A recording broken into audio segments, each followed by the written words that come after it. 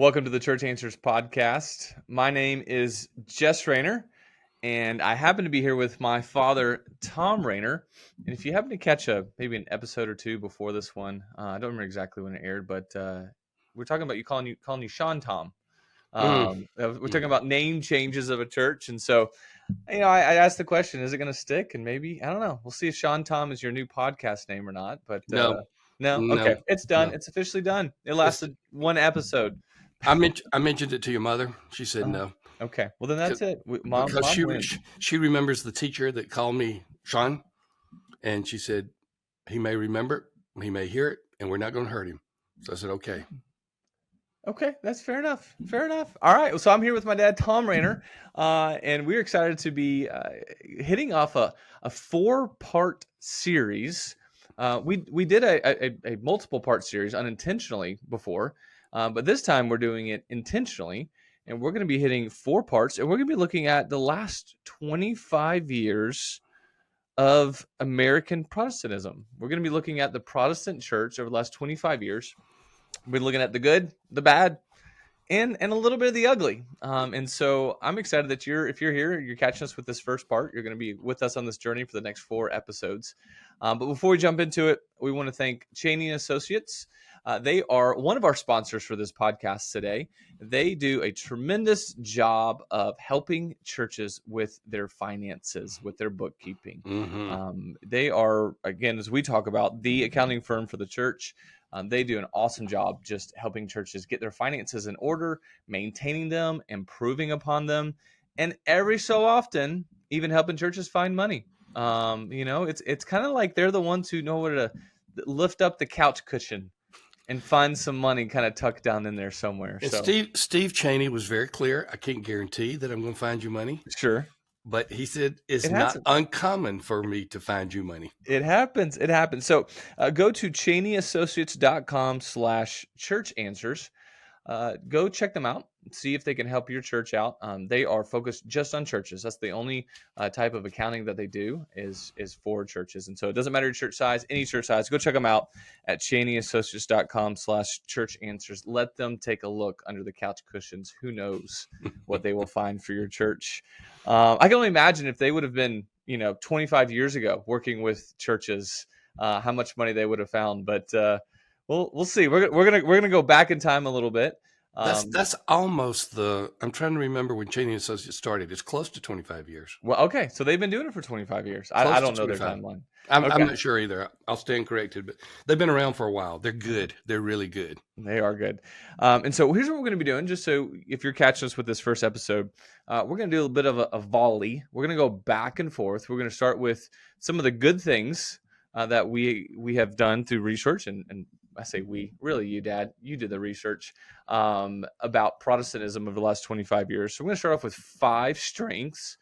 And then the next episode, we're going to flip over to, 5 not so good things, some weaknesses, some challenges. And then we're going to repeat that. We're going to go back to some good, then back to some weaknesses. And so over these next 4 episodes, we're going to go back and forth, a little bit of volley between these 2 things. Before we jump into it, where did this come from? You get these ideas, you get these desires, you get these itches of like, I really want to study this. I want to research this. Why this topic? Why looking back over the last 25 years of Protestant churches? Why do it? 3 reasons. You ask, and there were really 3 reasons in my mind. Number 1 is Protestantism as a denominational movement is waning. Not all Protestantism is denominationalism, but it's waning. And I wanted to study denominationalism in the context of broader Protestantism. So that's reason number 1. Number 2, there's a growing new denomination among us called Global Methodists. And we know that a lot of that growth is related to just affiliating churches that are moving over to the denomination. But that has spurred my interest in that as well. And then number 3, I have been privy to be a part of almost everything that's on these 20 points here, somehow involved in it.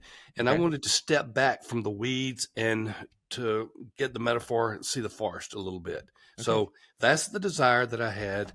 And I've kind of been all over the place in my journey, and no need to start talking about that now because it'll come out during each of these points. Okay, that's fair enough. And two, sometimes it's good to know, just especially I'm thinking I'm not quite young anymore. But by the time this podcast comes out, it'll be my birthday month. I'll be turning 40. And Oh so Lord, I've got a baby that's 40 years I'm old. not quite young anymore, but I'm not quite your age either. So it's always good, especially maybe for some younger pastors, to understand, history, understand why we got where we are, and some of the reasons behind it, some of the good, the bad, and the ugly. There's always value in that as well. So if you're listening to this, it's a little bit of a history lesson, but with practical application and future oriented mindset as well. And So and and just for simplicity, Protestantism includes two major categories: mhm. mainline and evangelical. There are a number of denominations that don't really say I'm either one of those two, but most of the time you can classify a denomination or a church as evangelical or mainline. So and real quickly, define those two. mainline are these old line churches. I believe there's seven denominations of them now that came together to work together and form. Most of them are part of the National Council of Churches, and they began to move to the left. They began to move to the left theologically, and consequently, at least according to Dean Kelly, who was one of their own, that move to the left made them decline. He wrote a seminal book on this in 1970 that says why conservative churches are growing, and basically why the main line is not.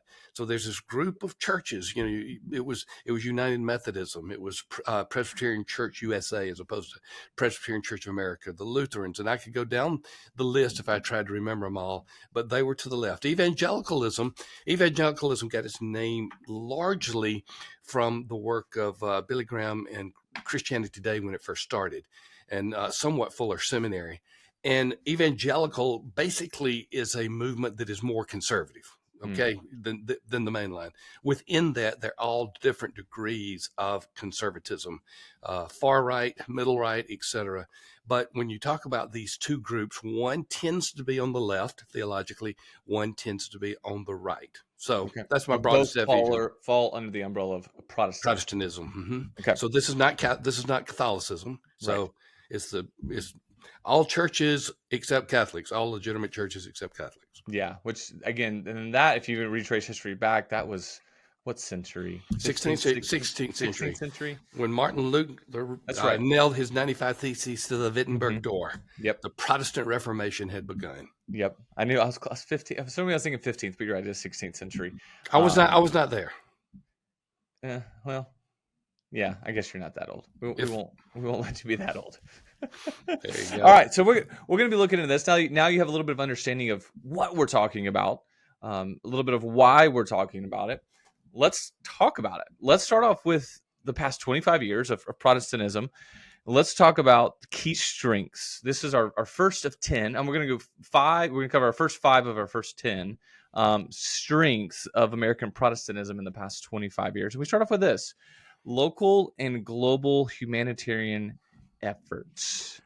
For current events, think about the hurricane that hit North Carolina. Mm-hmm. The surprising, I mean, it tore down I-40. Towns were decimated. Mm-hmm. Uh, so much of Western Carolina, of North Carolina, was just horrifically destroyed. Still today, they're beginning to get help. But what was the prominent relief effort that was there? Samaritan's Purse. Mm-hmm. And ironically, Samaritan's Purse, led by Franklin Graham, and he lives in North Carolina. He's a CEO there, but they're all over the place. And we have others beyond that. We have World Vision. We have denominational disaster relief areas. Yeah. You talk about some of the denominations that are all over the place. That's one of the strengths of Southern Baptists in the midst of all their controversies. Their relief efforts have been tremendous. So Protestantism has been at the forefront of local and global humanitarian efforts, and we laud them for it. Yeah, it's been one of the amazing things that you see. Sometimes even before government agencies can get there, you'll find Most of the time, before the government religious, agency. particularly Protestant organizations that are on the ground. I remember in 2020 with Nashville, when we had our tornado go through downtown, Samaritan's Purse was right there. Like that was something in our backyard, where we saw Samaritan's Purse show up right away. Yeah. I know again, and my affiliation and working with other churches, disaster relief is a major piece. That's always been the heart of I think looking at past 25 years Protestantism. I can just remember the disaster relief, just the efforts always there. It's been astounding in its growth positively. Yeah. So we have to put it on there. Yeah, there's just this desire of helping.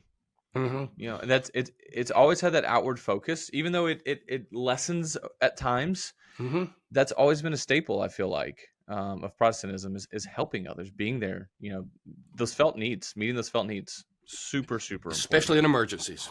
Right. Yeah, that crisis situation. So that's our first. That's our first of 10. We're covering our first 5 on this particular podcast.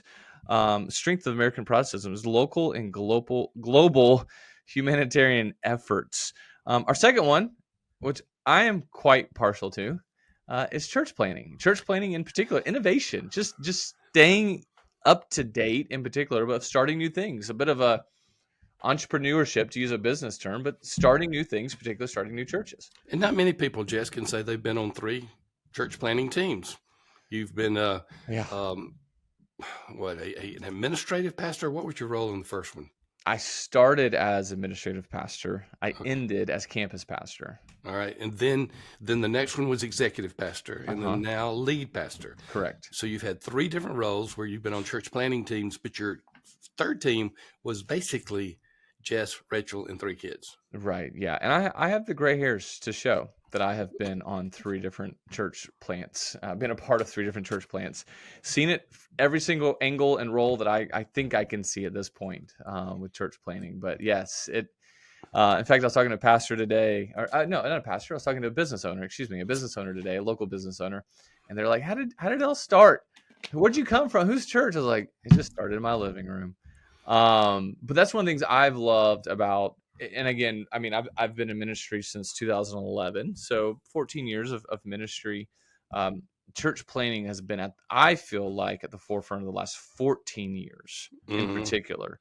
I feel like, I don't know, it felt like this when it kind of became for lack of better words, a hot topic, maybe of this last 25 years, maybe the last 15.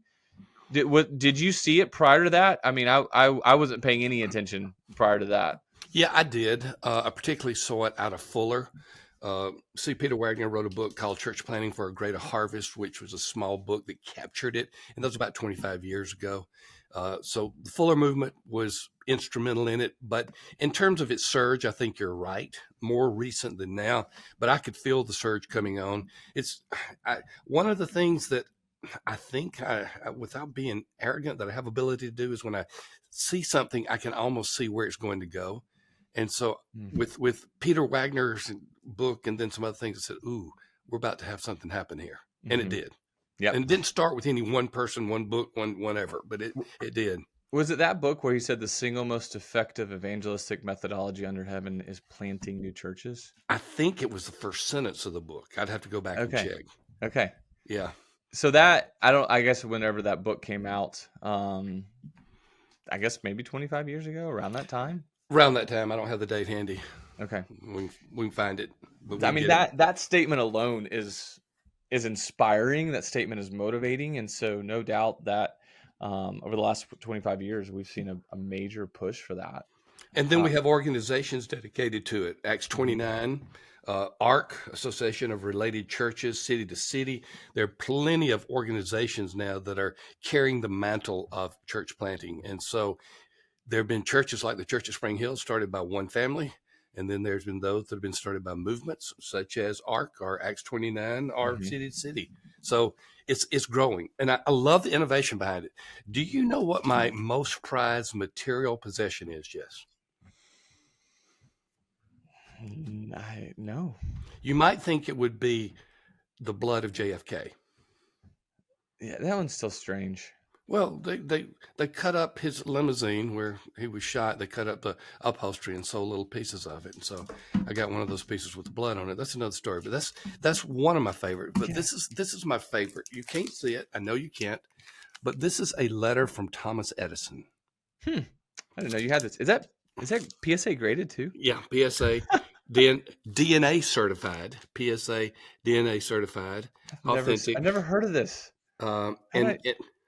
I don't know. I've had it for a while, but not only is it from Thomas Edison, who has to be one of my favorite historical figures, just because of his innovation, but it's to Captain Byrd. And for most of you who don't know Captain Byrd he was captain of the Navy Yard that allowed a lot of the innovation to take place. In other words, Edison borrowed a lot of their space, Okay. and they were good. And Byrd is just asking him can you come see me?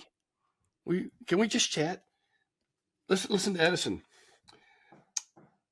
I have received your favor of the 11th instant, and I wish to express my appreciation of your kind invitation to go over to the Navy Yard and spend a few days. But I have so many experiments in progress here that I do not quite see how I can go away, even for more than a day at a time, without serious blindness to the work that is rolling on. Okay. You've never shown me that. It's amazing how, even though we live pretty close and we see each other in person a lot, I still have learned so much on this podcast. But you love the innovation. Oh yeah. And that's one thing. I mean, I think, again, going back to Protestantism, the innovation with church planning in particular, the ability to contextualize and to reach, and to start new works, I think has been a major strength. Absolutely. I don't know if there's anything PSA graded for that, but I do love that you have some innovation that's PSA. I see it. Yeah. Did it give a number on it? PSA? No, just authenticity on it. It's authenticity only. Not an actual like card grading. That's well, next time I want to see that in person. That is a pretty cool piece. But right. Yeah, that has been a major strength of Protestantism. Church planning, innovation. And I love, like Edison, I've got too much going on here. And that's how I felt when I started the church. There's too much happening in my community. I just can't go talk to somebody right now. Thank you, but no. I love it. Speaking of innovation, one of the cool new ways, if you didn't realize this, that you can reach your community if you're listening to this podcast, is through pickleball. I know, it blows me away. Pickleball. One of our sponsors, Upward Sports, they are, as this podcast is coming out, have just launched a brand new sport that they can help your church utilize to reach the community. It's through pickleball. And so if you're interested, if you have a facility, we don't have a huge facility here. We're a new church, but we have space for at least 1 or 2 pickleball courts. Mm-hmm. Find a way to use it to reach your community. Go check out upward.org/church answers. Get innovative. You may not want to start a new church, but man, you could bring pickleball to your community and reach people for Jesus. I think Thomas Edison would approve of that. Oh yeah, I love it. I don't. Thomas, he wasn't a Christian, was he? No, he wasn't. So he wouldn't approve of it. But we approve of it here at the Church Answers podcast. He would approve of the innovation that Upward is doing to reach people. He would. He always liked new things. So let's not let that strength of Protestantism for the last 25 years. Let's not let that lesson. If you're listening, keep being creative. Go out there and keep innovating. And pickleball could be the answer for that. So we've covered 2 strengths so far. We're looking at 5 strengths of American Protestantism over the past 25 years. The third thing is biblical literacy and theological training. We got seminaries, online training programs, certifications. This has been a strength of Protestantism for the past 25 years. And biblical literacy, sometimes not necessarily a part of any type of seminary or training. It's just sometimes a movement within itself, a missionary movement. But all of those that are taking place, Protestantism has contributed greatly to ESL. English is a second language. And so that's helped people become more literate when they are in an English-speaking country, which is more and more of the world every single day. And so I love the fact that this is one of the great innovations. But theological training is at an inflection point. And we can talk about that later because we got too much to cover in too short a time here. Okay. But I would say it's reached its inflection point and has to make some decisions. Yeah. Biblical literacy too. I mean, you're talking about, even you talk about versus mainline versus evangelicalism. I mean, you're going to see, you're going to see people, I think, especially within evangelicalism. Like, I know as a pastor, I want people to know the Bible. Mm-hmm. I don't want them to hear me. I don't want them to take it my word. I want to take it at God's word. And so there's always a strong push, particularly with evangelicalism, within Protestantism is a big focus on biblical literacy. Exactly. Our fourth one, it kind of goes back to a little bit. We're talking about that church playing in innovation. A fourth reason, our fourth strength in American Protestantism in the last 25 years is cultural adaptability. We saw that right before our very eyes during COVID. It Yeah. was fast speed. I mean, we can't meet, so what are we going to do? I remember the Sunday after COVID, there was Jess sitting in his office, and was it Tyler who was right next to you? Yeah, that's Tyler. Yep. And you two were just trying to carry on some kind of conversation, and I found out later that Tyler's brother had COVID, and Tyler had been exposed to him, and you'd been exposed to Tyler, and I thought that you had the seventh plague upon you already. But so much of the innovation that took place during COVID is endemic of the innovation that has taken place across the world in Protestantism. It's not cultural compromise, it's cultural adaptability. Right. It's reaching people where they are now in a way that they understand now. Yeah. Yeah. And I think technology is the easiest way of seeing that, starting a live stream, doing things online. We even started doing Zoom church-wide Bible studies during that time. I was part of it. Yeah, it's there's all different things that I think you said it well. It's about adapting. It's not conforming to, and so it's finding a way that how can we take the gospel into the community in ways that they're going to hear it, they're going to see it, they're going to know it, and they're going to ultimately hopefully believe it. And the big mystery for me right now is, where does AI go with the church, or where does the church go with AI? I don't know. I mean, I know that I was awakened this morning at 6:00 by AI. Good morning, Thom. It's time for you to get up. Hope you're having a great morning. No, you don't have a wake up call with AI, do you? Of course I do. Oh dear. Of course I do. I think there might be need to intervention at some point. If you've been listening to these podcasts, I'm finding out more and more about my dad and AI. Oh my goodness! But that is a strength, cultural adaptability. And let's hit on our fifth strength, and that is the growth of multicultural and multiracial churches. I would say mainline Christianity got ahead of us there, because there was a resistance in the parts of the Bible Belt, which was some of the largest evangelical churches, and more of them tended to be all white than the mainline. But now that's changing, and I am a student of the very controversial homogeneous unit principle. We won't get into that. It's got all kind of debates, and I could give both sides of it. Is that McGavran? Yeah, that was McGavran, but popularized by Wagner.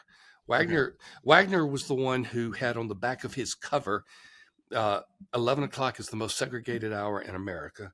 And the title of his book was Our Kind of People.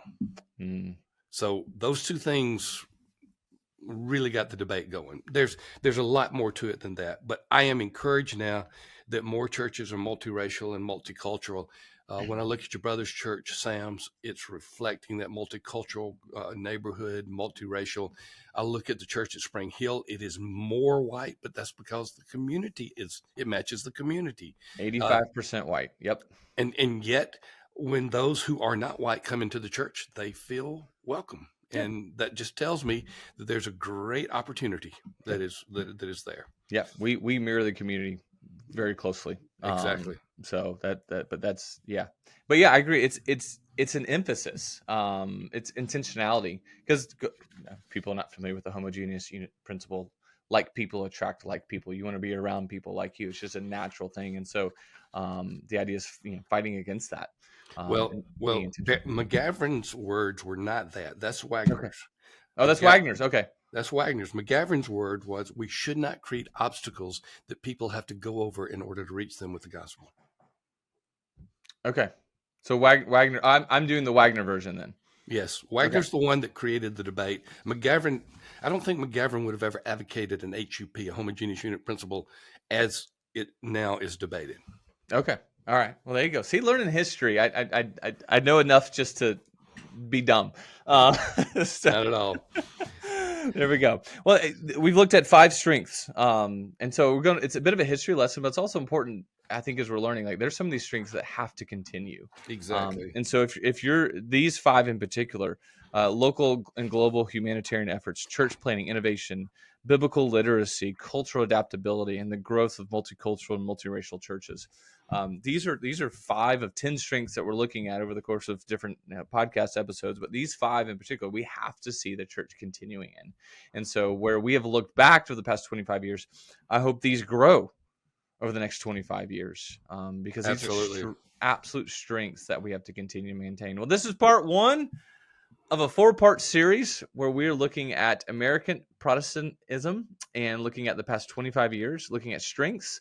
And then our next episode, we're going to catch the first 5 weaknesses, the first 5 challenges of American Protestantism. I even call them failures. Failures. That too, all of it. One thing, though, that is not a failure is going and talking with Cheney and Associates.